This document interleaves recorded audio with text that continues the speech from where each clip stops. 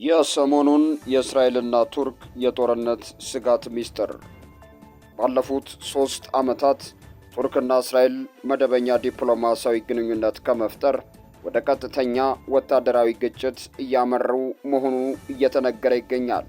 በሁለቱ ሀገራት መሪዎች መካከል የቃላት ጦርነቱ በቀጠለበት በአሁኑ ወቅት ወታደራዊ ግጭት የመከሰት ዕድል ይኖራል ወይም አይኖርም የሚል ስጋት እየተነሳ ይገኛል።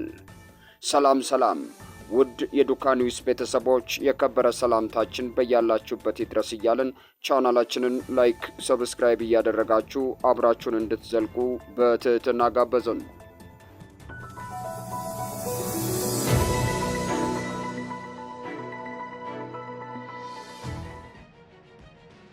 የእስራኤል ጠቅላይ ሚኒስትር ቤንያሚን ኔታንያሁ ባለፈው ሚያዝያ ወር በማህበራዊ ሚዲያ ላይ ባሰፈሩ ጽሑፍ የቱርኩ ፕሬዝዳንት ሬሲፕ ታይብ ኤርዶሃን በኢራን የሚገኘውን የሽብርተኝነት ስርዓት እየረዱና የራሳቸውን የኩርድ ዜጎች ጨፍጭፈዋል ሲሉ ከሷቸዋል። ከቀናት በኋላ ለቱርክ ፓርላማ ንግግር ያደረጉት ኤርዶሃን በጋዛ በሚገኙ የ73,000 ፍልስጤማውያንን በደም የተሸፈኑ እጆችና ፊቶች ሳይመለከቱ በኩርድ ወንድሞቻችን አማካኝነት አገራችንን ያለምንም እረፍት ይከሳሉ ሲሉ ምላሽ ሰጥተዋል። ከሰሞኑን ክስተቶች ጋር በተያያዘ ለቢቢሲ ሀሳባቸውን የሰጡት ባለሙያዎች እንደሚሉት በቱርክና በእስራኤል መካከል የሚፈጠር የግጭት አደጋ ከመቼውም ጊዜ በበለጠ ቢጨምርም ሁለቱም ወገኖች በተመሳሳይ ጊዜ ሊከሰት የሚችለውን ግጭት ለመከላከል እየሞከሩም ነው ይባላል። ከቀዝቃዛው ሰላም ይልቅ ቀዝቃዛ ፉክክር እየተመለከትን ነው። መስከረም 26 2016 ሐማስ በእስራኤል ላይ ጥቃት ከሰነዘረና ቴል አቪቭ በጋዛ ላይ ወታደራዊ ዘመቻ ከከፈተች በኋላ በቱርክና በእስራኤል መካከል የቃላት ጦርነት ተጠናክሯል።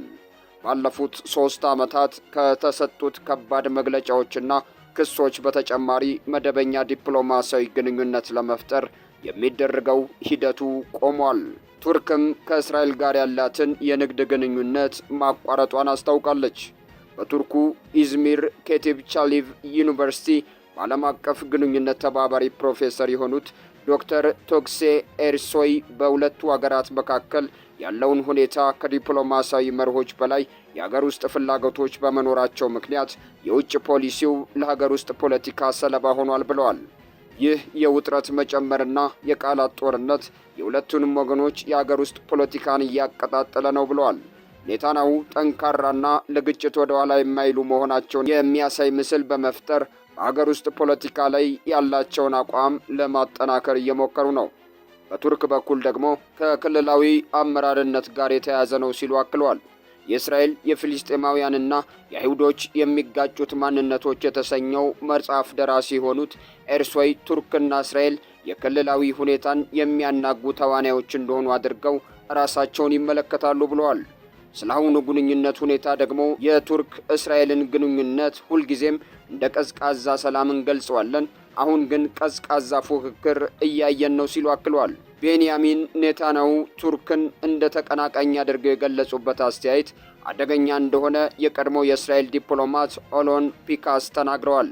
በተለይም ኤርዶዋን ቀስቃሽ አስተያየቶችን በመስጠት ሁኔታውን ሲያባብሱት ይህ አይነቱ ንግግር በጣም አደገኛ ነው ብለዋል። የኔታንያሁና የኤርዶዋን የቃላት ውዝግብ የግጭት አደጋን ይጨምራል። በለንደን በሚገኘው የሴንት ጆርጅ ዩኒቨርሲቲ የዓለም አቀፍ ግንኙነት ፕሮፌሰር አምኖን አራን እነዚህን ቃላቶች ጦርነቶችን በአብዛኛው ለሀገር ውስጥ ፍጆታ የሚያውሉ መሆናቸውን ያምናሉ። ከቱርክና ከኤርዶዋን አንጻር የቃላት ግጭቱ ግብ የጀስቲስና የዲቨሎፕመንት ፓርቲ መሰረትን በማስደሰት ነው ብለዋል። ኔታንያሁም ተመሳሳይ ቃና በመጠቀም የቀኝ ዘመም ደጋፊዎች ድጋፍን ለማግኘትና አቋማቸውን ለማጠናከር የሚደረግ ነው ሲሉ ተችተዋል። የእስራኤል የውጭ ፖሊሲ ከቀዝቃዛው ጦርነት ማብቂያ ጀምሮ የተሰኘው መጽሐፍ ደራሲ ለሆኑት ኢራን በሁለቱ አገሮች መካከል ያለውን ግንኙነት ከ2010 እስከ 2016 ባለው ጊዜ ከነበረው ከማቪ ማራማራ ቀውስ ወዲህ በጣም የከፋ ደረጃ ላይ ደርሷል ሲሉ አክለዋል። ጨምረውም በእኔ አስተያየት ኔታንያሁም ሆነ ኤርዶሃን በንግግራቸው በጣም ኃላፊነት በጎደለው መንገድ እየሰሩ ነው ብለዋል። እንዲህ አይነቱ ንግግር በሁለቱ ሀገሮች መካከል ግጭት የመፍጠር እድልም እንዳለው ስጋታቸውን አክለዋል። ሶሪያ፣ ቆጵሮስና ምስራቅ ሜዲተራኒያን።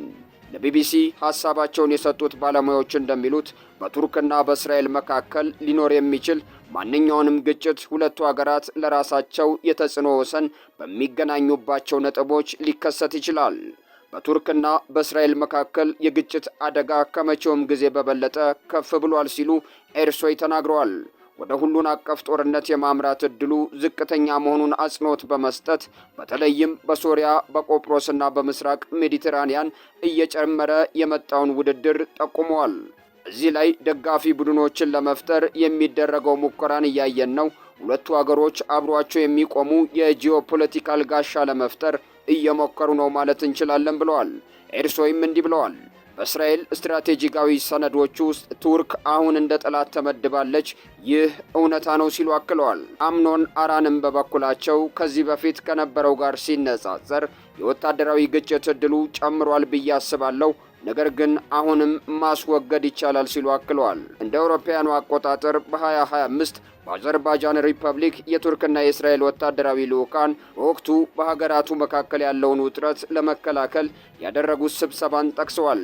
እኔ እስከማውቀው ድረስ ቢያንስ በወታደራዊ ደረጃ ወደ ግጭት ሊያመሩ የሚችሉ ማናቸውንም ክስተቶችን ወይም የተሳሳቱ ስሌቶችን ለመከላከል ጥረቶች እየተደረጉ ነው ብለዋል።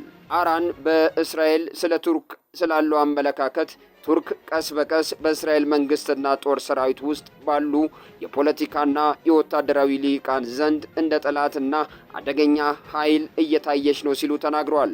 አሎን ፒንካስ ይህንን አደጋ ለማሳየት ምሳሌ አስቀምጠዋል።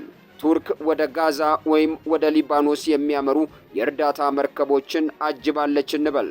የእስራኤል የባህር ኃይል መርከቦችን ይህንን መርከብ ለማጥቃት ቢሞክሩና የቱርክ መርከቦች የአጸፋ ተኩስ ቢከፍቱ እስራኤል ምላሽ ልሰጥ ትችላለች ብለዋል።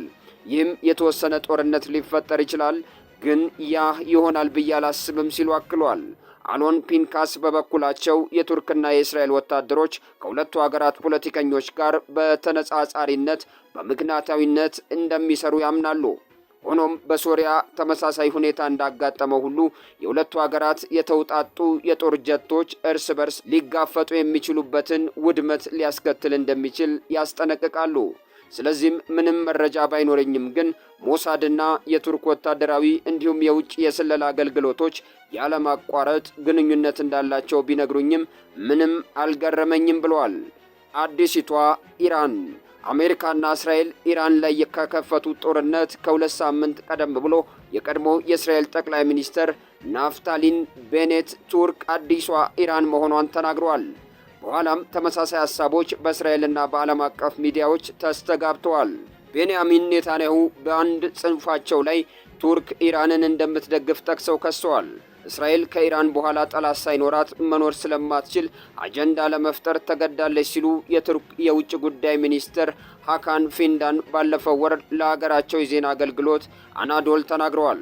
የኔታንያሁ መንግስት ብቻ ሳይሆን አንዳንድ ተቃዋሚዎችም ቱርክን በፖለቲካዊ ቋንቋ እንደ አዲስ ጠላት ለማስተዋወቅ እየሞከሩ እያየን ነው ብለዋል።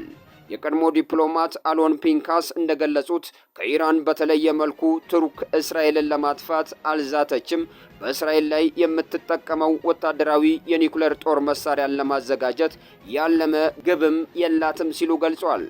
ኤርዶዋን ስለ እስራኤል ከሚናገሩት ጋር የማይስማማ ሰው እንኳን ቱርክ ጠላት ሀገር እንዳልሆነች ያውቃል። በማስፈራራት ረገድ ቱርክ ከኢራን ጋር እኩል እንደሆነች የሚያስብ ማንኛውም ሰው በግዴለሽነትና በአደገኛ ሁኔታ እየሰራ ነው ብለዋል። አምኖን ኢራንም ቱርክ አዲሲቷ ኢራን አይደለችም ይላሉ።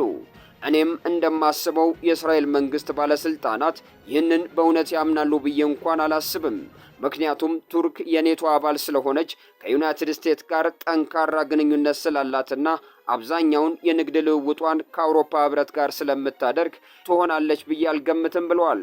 አራን አክለውም የዚህ አመለካከት መነሻ በአንዳንድ የእስራኤል ባለስልጣናትና ተንታኞች ዘንድ ፕሬዝዳንት ኤርዶሃንና አንካራ በእስራኤል ላይ ከነበራቸው ጨካኝ አቋም ጋር የተያያዘ ነው ብለው ያምናሉ። እንደ እርሳቸው ገለጻ ከሆነ ይህ ከሆነ ኤርዶዋን ኔታንያሁን ከሂትለር ጋር በማነጻጸራቸውና የቱርኩ ፕሬዝዳንት ከዚህ ቀደም በእስራኤል ላይ በሰነዘሩት ትችት ምክንያት ነው።